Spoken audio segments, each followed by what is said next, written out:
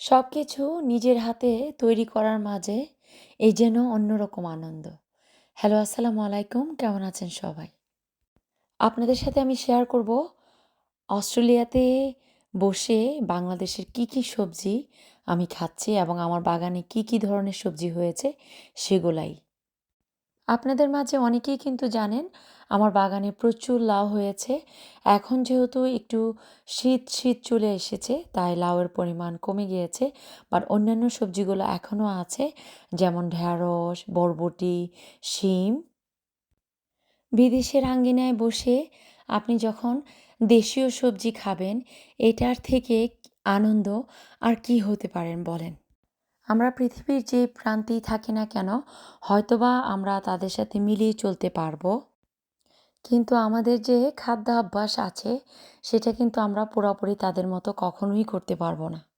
আমরা বাঙালি, আমরা মাছে ভাতে বাঙালি, আমাদের খাদ্যাভ্যাসে এই ধরনের সবজি জাতীয় জিনিসগুলা থাকবেই থাকবে।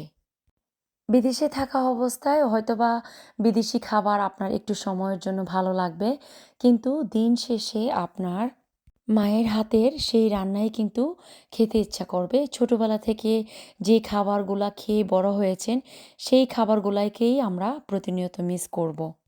আমার পছন্দের তালিকায় হচ্ছে শিম। শিম আমি ছোটবেলা থেকেই অনেক পছন্দ করি। শিম দিয়ে শুটকি, শিম দিয়ে মাছ, শিমের ভর্তা খুবই ভালো লাগে। গরম গরম ভাতের সাথে শিমের ভর্তা, সরিষার তেল হলে আর কি লাগে বলেন?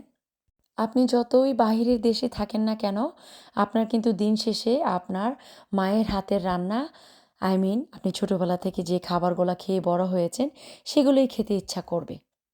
আমরা যে এরিয়াতে থাকি, বাঙালি সবজি, বাঙালি খাবার এতটুকু অ্যাভেলেবল না বলেই কিন্তু আমার এই পরিশ্রম।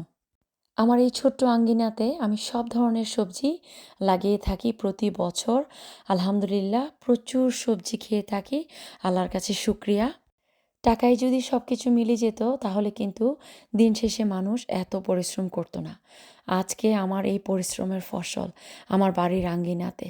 মাশাআল্লাহ, আলহামদুলিল্লাহ, আল্লাহ তোমার কাছে শুকরিয়া।